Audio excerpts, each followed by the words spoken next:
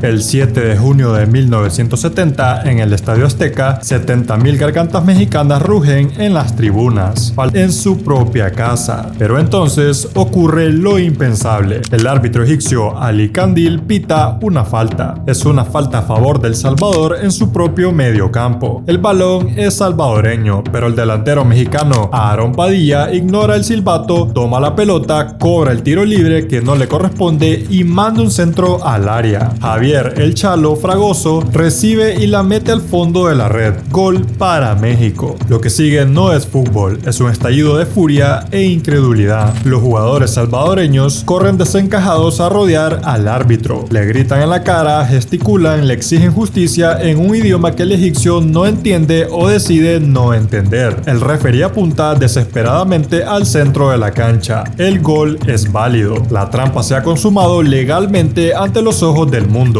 El partido se detiene. El orgullo de un país que viene de sufrir una guerra real está siendo pisoteado en el césped del Estadio Azteca. La tensión es tan densa que se puede cortar con un cuchillo. Obligados por la amenaza de la desclasificación, los salvadoreños finalmente caminan hacia el círculo central. Quedan segundos de esa primera mitad. Mauricio El Pipo Rodríguez, con toda la frustración, la rabia y la impotencia acumulada en sus botas, revienta la pelota con furia y la manda a volar directamente hacia las tribunas. Ese balonazo a la grada del Azteca no era solo por un gol ilegítimo, era el desahogo de una selección que cargaba en sus espaldas la historia de una clasificación sangrienta, el fantasma de un conflicto armado y la certeza de que en el mundial estaba jugando solo contra el mundo.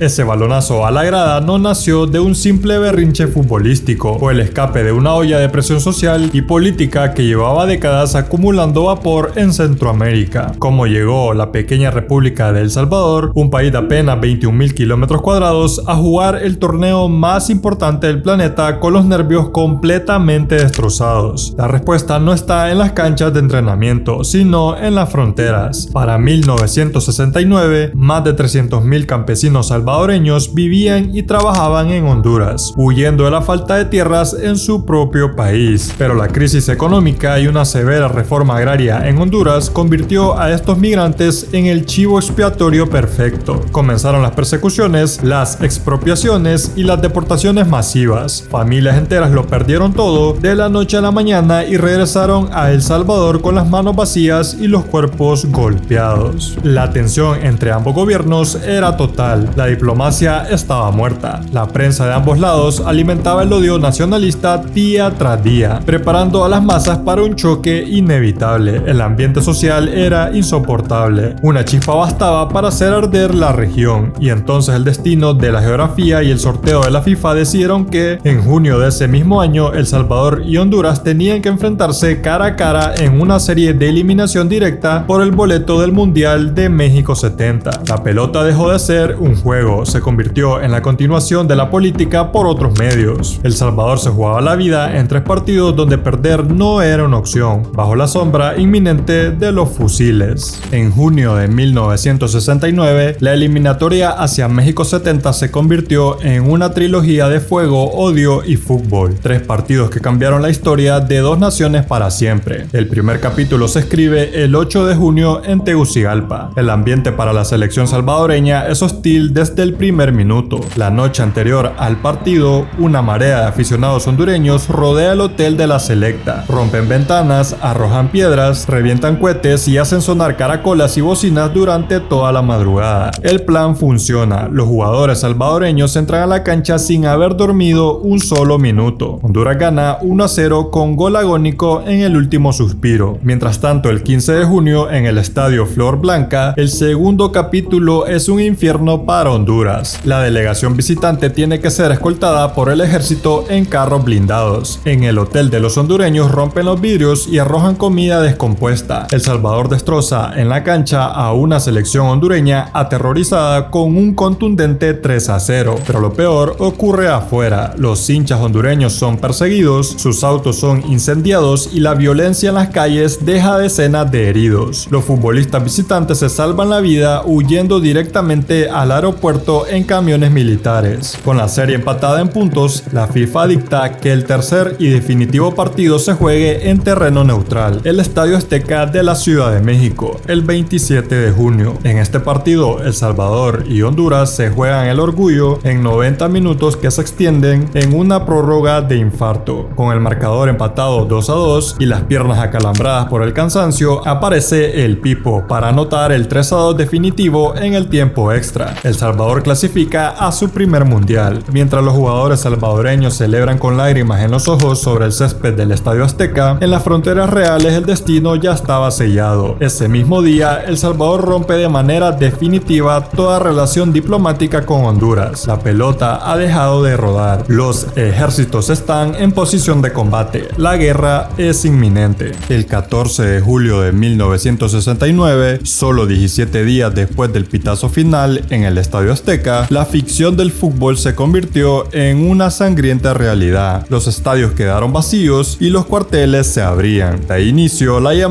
Guerra de las 100 horas. El conflicto estalla en el aire. La Fuerza Aérea Salvadoreña lanza un ataque sorpresa utilizando lo que tiene a la mano. El impacto psicológico en la población es devastador. Las sirenas de ataque aéreo resuenan en las noches. El miedo se respira en cada esquina. El Salvador peleó una guerra para poder venir. Para los futbolistas de la selecta, los héroes que acaban de conseguir la clasificación mundialista, el golpe mental es brutal. Aquellos jóvenes que hace 2 semanas eran celebrados en las calles, ahora ven a sus hermanos, amigos y vecinos vestirse de verde olivo para marchar hacia el frente de batalla, sabiendo que el país que va a representar el torneo más importante del mundo está enterrando a miles de sus compatriotas. Cuando la Organización de los Estados Americanos finalmente logra negociar un alto al fuego, tras 4 días de combate, el saldo es de casi 3.000 muertos y miles de familias desplazadas. El plantel del Salvador debe levantar la cabeza y prepararse para lo imposible: jugar un mundial de fútbol con el alma rota. Superando el trauma de la guerra, quedaba el último boleto de disputar ante Haití. Tras 3 partidos brutales y un desempate agónico en Kingston, la selecta sella de forma definitiva su pase a la Copa del Mundo. Pero la verdadera odisea apenas comenzaba. La pretemporada hacia México 70 se convierte en un monumento al caos y a la precariedad. La Federación Salvadoreña de Fútbol estaba asfixiada económicamente por la situación del país, mientras las potencias europeas y sudamericanas planificaban giras internacionales, campamentos de altura y dietas científicas. La preparación física es rudimentaria y los partidos de fogueo son escasos. Saben perfectamente que al llegar a México les esperan planteles que viven y respiran como máquinas de ganar dinero y trofeos. A pesar de todo, llega el día de abordar el avión. El viaje a México se emprende con las maletas vacías de lujos, pero cargadas con un peso invisible y asfixiante. El peso de representar a un país herido, un pueblo que busca en la radio y televisión una alegría desesperada que les haga olvidar el enorme trauma, aunque sea por 90 minutos. El 3 de junio de 1970, en el Estadio Azteca, llega el día del debut absoluto. El Salvador pisa por primera vez en su historia el escenario de una Copa del Mundo. Al frente está Bélgica, una selección europea compacta, veloz y de un profesionalismo implacable. A pesar del pánico escénico y de la evidente superioridad técnica de los europeos, la selecta salta a la cancha con un orgullo indomable. El plan inicial es resistir, pero el ritmo europeo y el desgaste de la altura de la Ciudad de México terminan por pasar factura.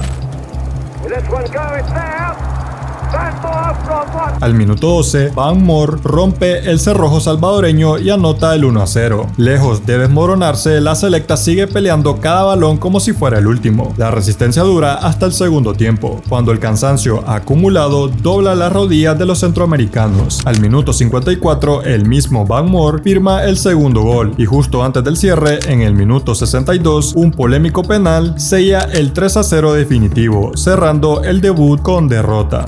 El 7 de junio de 1970, tras el debut amargo, El Salvador regresa al Estadio Azteca para enfrentar al dueño de la casa. En los papeles, México es el favorito absoluto, y esto se demuestra hasta que llega el minuto 45, tras el gol ilegítimo de Fragoso, y para salir rápido de esta gran polémica, da el pitazo del entretiempo. 4-0. Pero el calendario no da tregua. El rival de la despedida es literalmente un gigante de la la Guerra Fría, la Unión Soviética. Enfrentar a la URSS es asomarse a una dimensión desconocida para los futbolistas salvadoreños, una superpotencia mundial compuesta por atletas de un físico imponente, una disciplina militarizada y una velocidad demoledora. Por si fuera poco, en el banquillo soviético se sienta una de las más grandes leyendas de la historia del fútbol, conocido como la Araña Negra, el único guardameta en ganar un Balón de Oro. Cualquiera hubiera esperado una goleada histórica, una masacre futbolística contra el equipo salvadoreño moralmente golpeado, pero la selecta decide apelar a su última reserva de amor propio. El partido se convierte en una batalla de resistencia heroica, pero el cerrojo se rompe finalmente al minuto 51, cuando Anatoly logra batir la portería salvadoreña, pero el jugador Bichovets pone el 2-0 definitivo al minuto 74. Cuando suena el silbatazo final, el marcador dicta que El Salvador está eliminado con 3 derrotas, pero la sensación en la cancha es de un cierre digno. El Salvador fue simplemente el último lugar del Mundial de México 70, pero el fútbol a veces se rige por leyes que escapan por completo a las matemáticas. Cuando el avión aterriza en suelo cuscatleco, los futbolistas se asoman por las ventanillas esperando el reproche, el olvido o la indiferencia de un país golpeado por la posguerra. En lugar de eso, se topan con una marea humana incalculable. Miles de personas abarrotan los alrededores del aeropuerto y desbordan las calles de la capital con banderas azules y blancas. Hay música, hay lágrimas de emoción y un rugido de agradecimiento que estremece el aire.